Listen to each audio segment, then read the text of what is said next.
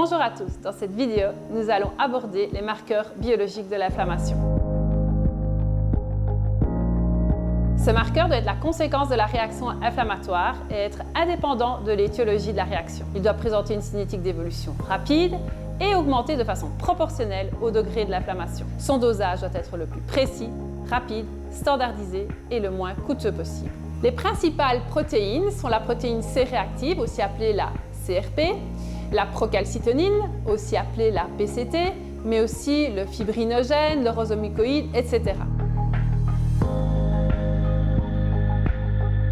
Dans cette vidéo, nous aborderons plus particulièrement la CRP et la procalcitonine.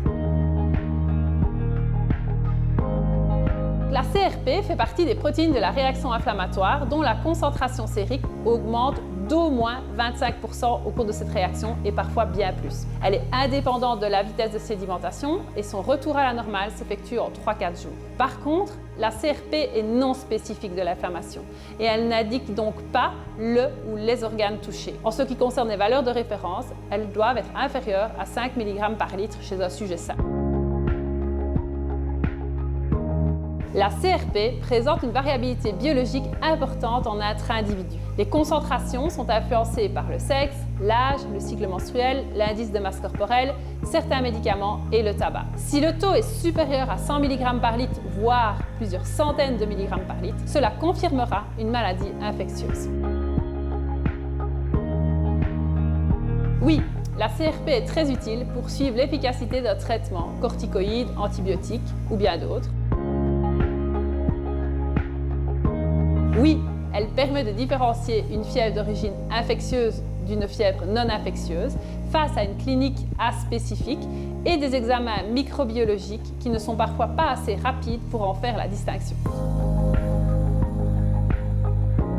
La procalcitonine est plus spécifique des infections bactériennes et est détectable dans le sang 2 à 4 heures suivant le début de l'infection. La concentration maximale est observée 6 à 12 heures après le début de l'infection et elle peut être détectable jusqu'à 7 jours.